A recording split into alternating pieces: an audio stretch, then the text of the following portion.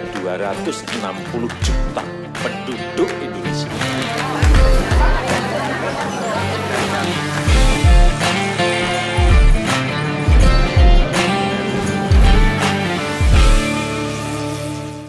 Video menunjukkan objek yang diduga Unidentified Flying Object atau UFO terbang dalam kecepatan tinggi dan terekam melalui kamera infrared pada pesawat tempur Angkatan Laut Amerika. Rilis video tersebut seolah mengisyaratkan keberadaan makhluk ekstraterestrial atau dikenal sebagai alien di bumi. Pentagon mengungkapkan salah satu dari 3 video itu diambil pada tahun 2004, tepatnya di bulan November. Sementara 2 video lainnya merupakan video yang sempat beredar pada 2007, 2015, dan 2017.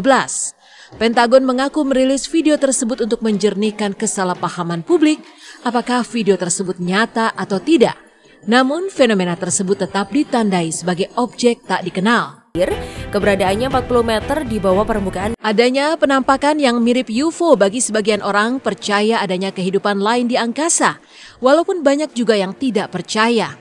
Tapi yang paling nyata saat ini adanya kehidupan para astronot yang bekerja di luar angkasa. Hidup di luar angkasa pernah dialami Pangeran Sultan bin Salman yang merupakan anak dari Raja Salman yang merupakan astronot Muslim berasal dari Arab pertama di dunia. Bahkan ketika menjalankan misinya 35 tahun lalu bertepatan dengan bulan suci Ramadan. Kala itu ia dan 7 awak lainnya termasuk astronot dari Amerika dan Prancis menjalankan misi luar angkasa dengan pesawat ulang-alik yang diluncurkan pada 17 Juni 1986 atau hari ke-29 Ramadan 1405 Hijriah. Pangeran Sultan sebenarnya telah mendapatkan izin untuk tidak menjalani ibadah puasa, tetapi ia bersikeras untuk tetap menunaikannya. Menurut Pangeran Sultan, dalam kondisi nol gravitasi, tantangan terberat berpuasa di luar angkasa bukanlah dalam hal menahan haus dan lapar, melainkan mendapatkan waktu tidur normal dan juga menjalankan sholat. Pasalnya, nol gravitasi membuat kakinya selalu dalam kondisi mengambang. Toh selain puasa dan sholat, Sultan juga membaca Al-Quran. Tak tanggung-tanggung, ia bahkan mengkhatamkan Al-Quran dalam waktu 6 hari saja. Italia. Kota Baiae ini diyakini sebagai kota kuno dengan peradaban kelas bangsawan. Dari Malaysia, Sheikh Muzaffar Shukor menjadi astronot pertama asal negeri jiran yang melakukan penjelajahan keluar angkasa. Ia lepas landas bersama Yuri Malenchenko asal Rusia dan Peggy Whitson dari Amerika Serikat menggunakan Soyuz TMA-11 yang diluncurkan menuju stasiun luar angkasa atau ISS pada 2007 lalu. Dan sebagai Muslim ke-9 yang melakukan perjalanan keluar angkasa, Sheikh Muzaffar bisa membuktikan kalau sholat juga bisa dilakukan di luar angkasa. Waktu sholat disesuaikan dengan tempat berangkatnya yakni Kazakhstan. Saat waktu sholat tiba, Sheikh Muzaffar tinggal memposisikan dirinya ke arah bumi dengan tujuan menghadap Ka'bah. Yang cukup mencengangkan, ia juga mengaku mendengar seruan azan saat berada di luar angkasa. Piramida ini merupakan sisa-sisa sebuah kota yang tenggelam akibat gempa bumi. Saat melakukan penyelaman menjadi warga Uni Emirat Arab pertama yang keluar angkasa, Haza Al-Mansuri menjalani 16 misi termasuk di Stasiun Luar Angkasa Internasional atau ISS. Mansuri berangkat ke ISS pada 25 September 2019 dari Kosmodrom Baikonur di Kazakhstan bersama astronot Sultan Al-Neyadi. Misi yang dijalani Haza Al-Mansuri merupakan bagian dari misi luar angkasa ekspedisi S-61, di mana ia juga membawa Al-Quran dan melaksanakan sholat di ruang angkasa. Dan setelah menghabiskan waktu selama 8 hari di luar angkasa, pada tanggal 3 Oktober 2019, Al-Mansuri tiba kembali di bumi. Berikut rekaman video Al-Mansuri saat memperlihatkan tentang kehidupannya selama di luar angkasa. Kestabilan dari batuan di Heraklion, serta naiknya permukaan. Seiring dengan perkembangan zaman, pesawat mengalami beberapa perubahan pada fungsi, bentuk hingga mesinnya. Sebelum mengalami perkembangan bentuk seperti saat ini, pesawat dulu ternyata juga memiliki desain yang unik. Berikut deretan bentuk pesawat unik yang pernah dirakit. Float V173.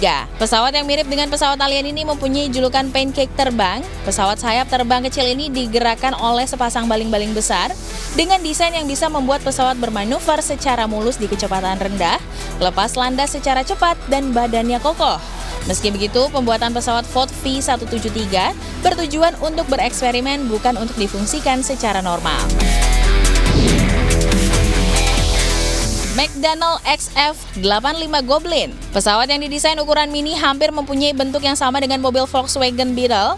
Uniknya pesawat ini juga tidak memiliki roda sama sekali untuk bergerak di darat. Namun dengan keterbatasannya, pesawat ini awalnya berfungsi untuk dikeluarkan dari pesawat induk dan menjadi jet tempur pelindung. Karena proyeknya yang sangat rumit dan sulit, terpaksa pembuatannya harus dihentikan. Stratolaunch, dua lambung pesawat yang dijembatani sayap jumbo sepanjang 117 meter seukuran dengan lapangan bola. Panjang sayapnya bisa mengalahkan patung Liberty hingga Big Ben. Stratolaunch merupakan pesawat super berat yang dirancang agar bisa mencapai lapisan atmosfer tertinggi. Pesawat antariksa ini kemudian akan terbang sendiri menuju orbit. Langless Ekranoplan. Transportasi ini sebenarnya tidak tergolong pesawat terbang karena keterbatasannya yang tidak bisa melambung tinggi. Namun pesawat ini memanfaatkan mekanisme ground efek untuk terbang sekitar 4 meter di atas permukaan air. Walau tidak bisa terbang, pesawat ini memiliki mesin yang cepat dan fitur-fitur yang canggih. Pesawat ini mempunyai 6 mata yang difungsikan sebagai turbofan untuk menciptakan gaya dorong ke depan.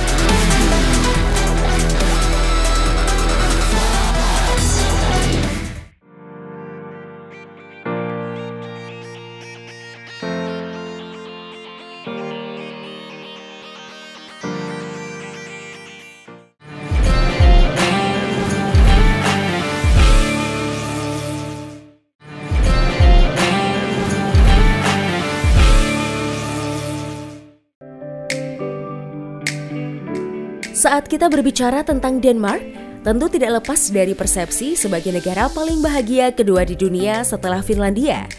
Denmark merupakan salah satu negara yang terletak di Skandinavia, Eropa Utara, dan wilayahnya berbatasan langsung dengan negara Swedia dan Norwegia. Negara yang tidak pernah dijajah oleh bangsa manapun sepanjang sejarahnya ini juga dikenal sebagai negara yang amat pengertian kepada warganya. Selain memberikan pendidikan gratis sampai jenjang S2 untuk warganya, pemerintah Denmark juga memberikan pelayanan perawatan anak secara gratis.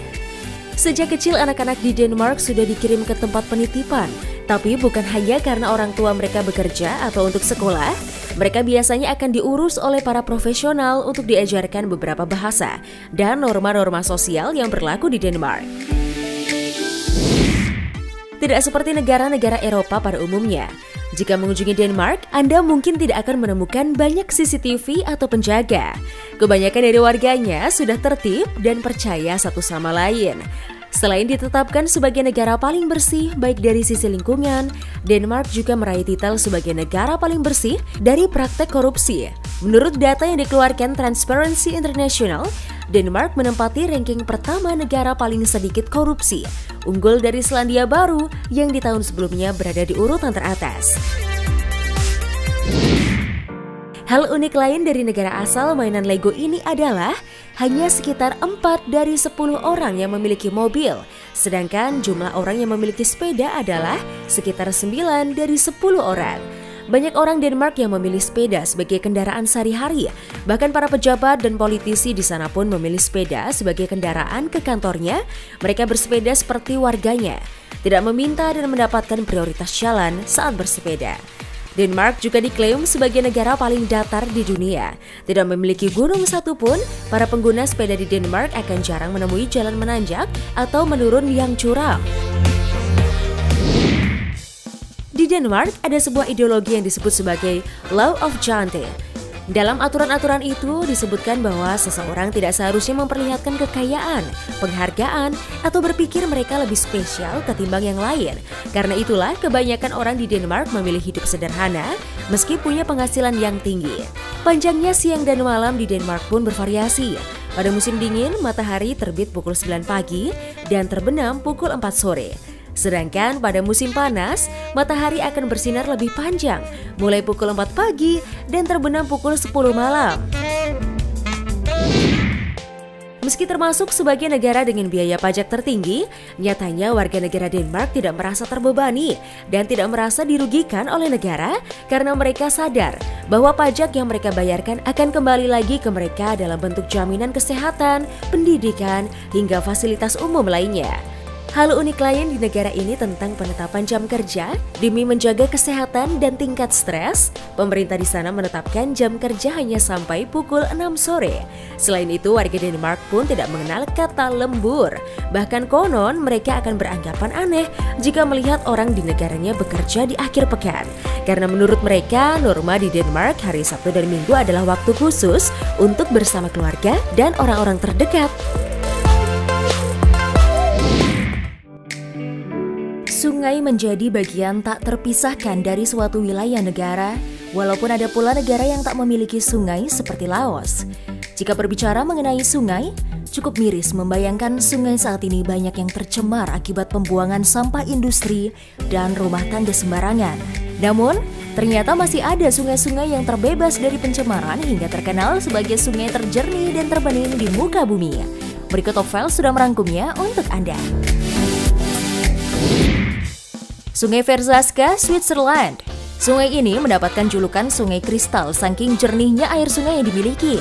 Memiliki kedalaman 15 meter dan panjang 30 km, sungai ini selalu menjadi idola para wisatawan yang berkunjung ke Switzerland untuk sekedar menikmati pemandangan maupun menyelam. Terdapat sebuah jembatan melengkung di atas sungai yang dikenal dengan sebutan Roman Bridge.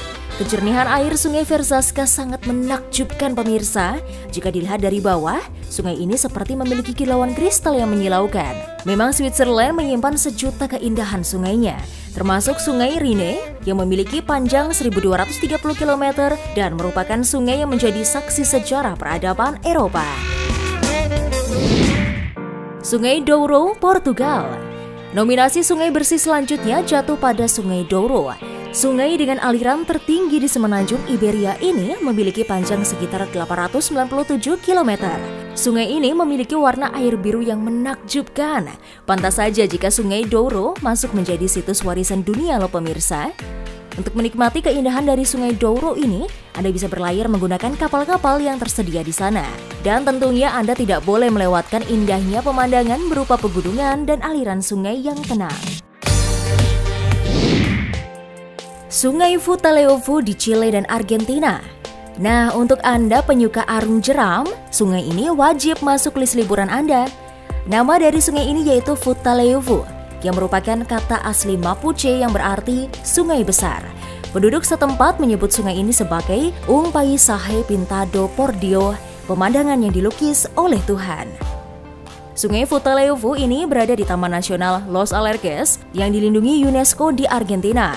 Sungai ini begitu terkenal di seluruh dunia karena perairannya yang berwarna biru kehijauan, sebuah fenomena yang dihasilkan oleh gletser dan populasi ikan terbangnya. Sungai ini juga dianggap sebagai salah satu dari 3 sungai arung terbaik di dunia.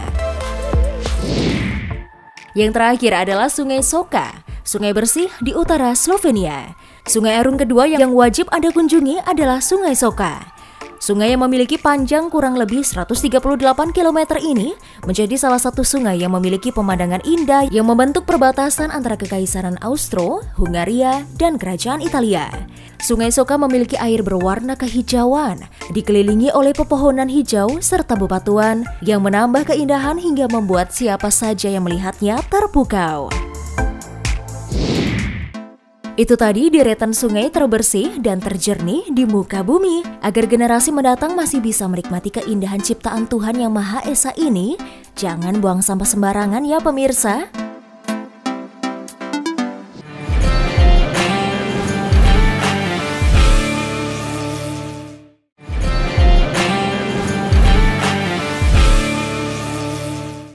Di dunia ini masih banyak misteri yang mungkin belum terpecahkan sampai saat ini. Beberapa hal memang susah dijelaskan dengan nalar, banyak orang lebih suka dengan hal yang bisa diselesaikan dengan cepat secara logika. Namun kadang kita juga perlu menyelesaikan masalah sampai tuntas sebelum hanya menjadi misteri. Semua misteri tersebut nggak bisa diselesaikan selama beberapa dekade walaupun oleh para ahli. Memang banyak yang susah diselesaikan secara nalar sehingga lebih dikaitkan dengan hal supernatural. Berikut ini beberapa misteri supernatural yang belum terpecahkan versi Top Files. Pertama ada insiden Dyatlov Pass. Pada 25 Januari 1959, 9 siswa Rusia mendaki Gunung Otorten untuk liburan ski. Mereka nggak pernah kembali sampai akhirnya tubuhnya ditemukan. Pemeriksaan 9 jasad tersebut hampir mendekati ditariknya garis merah kesimpulan. Apa yang menyebabkan 9 pendaki berpengalaman ini nampak kabur ke dalam temperatur beku. Kenapa sebagian berpakaian utuh, sementara sebagian lainnya bertelanjang bulat? Yang lebih mengkhawatirkan adalah jasad Lyudmila Dubinina yang kehilangan lidah serta kedua matanya. Ada berbagai teori yang muncul sebagai penjelasan masa-masa gelap dan menakutkan di gunung kematian tersebut. Penjelasan yang memungkinkan seperti salju longsor ataupun uji senjata eksperimental rahasia oleh militer Rusia juga sempat menjadi salah satu teorinya. Bahkan penculikan oleh Yeti ataupun alien juga sempat dijadikan alasan karena pada masa peneliti dari Uni Soviet mempercayai hal itu dan kejadian Dyatlov Pass masih menjadi misteri sampai saat ini.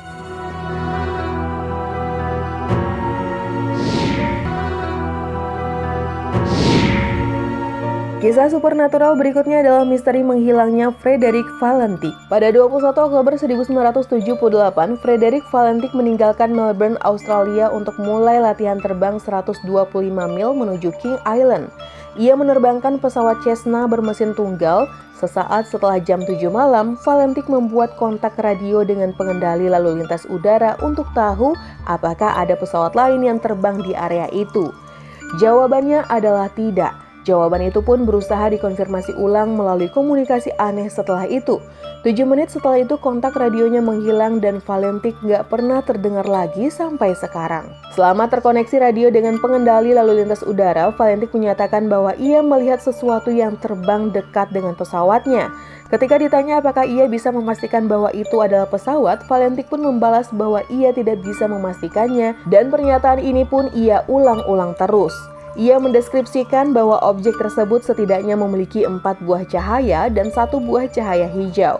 Ia juga mengatakan bahwa bentuknya panjang seperti pesawat tabung berbentuk rokok yang seluruh permukaannya berkilau. Menariknya, memang ada pengakuan beberapa penampakan UFO dan cahaya misterius di King Island dan area Selat Bass di malam Frederick Valentik menghilang. Ada juga penampakan UFO di beberapa minggu sebelum dan setelah kejadian. Kata terakhir yang didengar pengendali lalu lintas udara dari Frederick Valentik adalah itu bukan pesawat. Pencarian ekstensif untuk pilot tersebut telah dilaksanakan, tapi tidak ada tanda Frederick ataupun Cessna-nya sampai saat ini.